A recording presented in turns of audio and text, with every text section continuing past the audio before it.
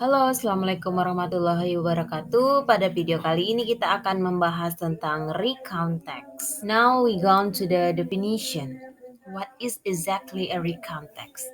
Apa sih sebenarnya sebuah teks recount itu? A recount text is a text that retells someone's experience in the past. Sebuah teks recount itu adalah sebuah teks yang menceritakan kembali pengalaman-pengalaman seseorang yang terjadi di masa lampau. Oke, kita lanjutkan kepada types of recount text atau dalam bahasa Indonesia kita sebut jenis-jenis teks recount. Ada 4 jenis teks recount. Yang pertama yaitu personal recount text. Ini merupakan salah satu jenis teks yang bertujuan untuk menceritakan mengenai pengalaman pribadi penulis. Yang kedua yaitu factual recount text, cerita untuk menyajikan laporan terkait peristiwa yang terjadi berdasarkan fakta-fakta atau benar-benar terjadi. Jadi ini tidak terpaku pada kejadian personal, bisa juga pada kejadian orang lain. Contohnya seperti laporan mengenai percobaan sains. Nomor 3 yaitu imaginative recount text. Imaginative recount text adalah teks yang biasa digunakan seseorang sebagai cerita dari peristiwa imajinatif atau bersifat hayalan yang dialami oleh seseorang. Contohnya recount text yang menceritakan pengalaman penulis mengenai hayalan ini ialah pengalaman yang ia dapat dari mimpi. Yang keempat itu historical recount text, yaitu bentuk recount text yang isinya menceritakan peristiwa sejarah. Oke, kita lanjutkan kepada purpose of recount text, tujuan dari teks recount itu. Jika kita ditanya tujuan dari recount text, kita bisa jawab to retell past experience through series of events. Untuk menceritakan kembali pengalaman yang telah lalu melalui rangkaian kejadian-kejadian. Now we discuss about generic structure of recount text. Selanjutnya kita akan mendiskusikan tentang generic structure dari text recount itu. Ada 3 generic structure dari text recount. The first one is orientation. Orientation, it gives the readers the background information needed to understand the text, such as who was involved, where it happened, and when it happened. Orientation ini merupakan bagian dari teks yang memberikan pembaca itu informasi latar belakang yang dibutuhkan untuk memahami teks tersebut, seperti who was involved, siapa yang terlibat, where it happened, di mana itu terjadi, and when it happened, dan kapan itu terjadi.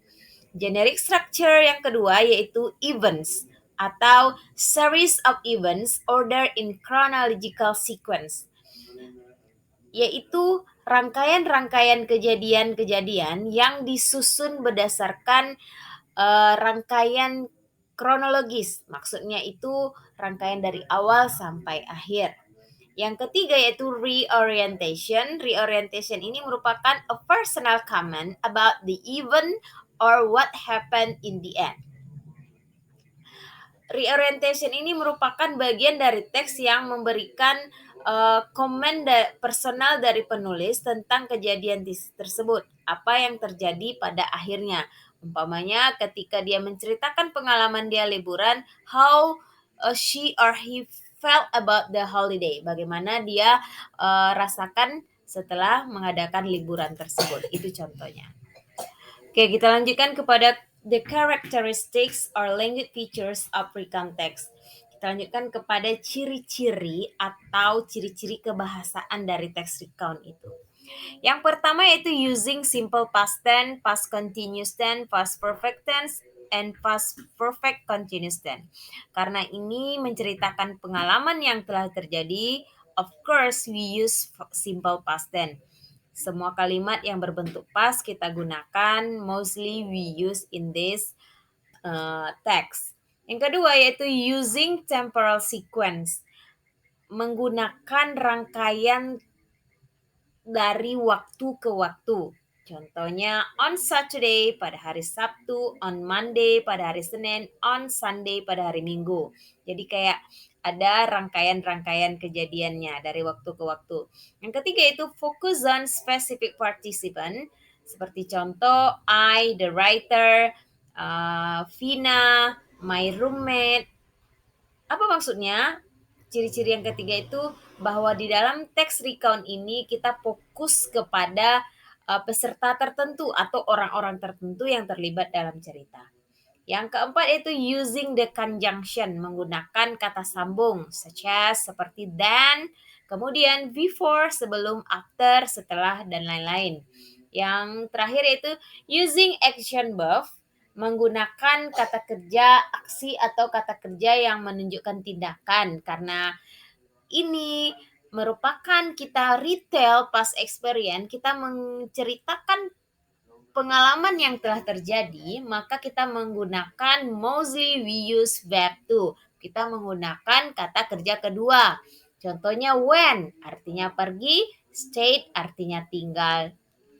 Oke, untuk lebih jelasnya silahkan dibaca example of recount text berikut, contoh teks recount berikut ini.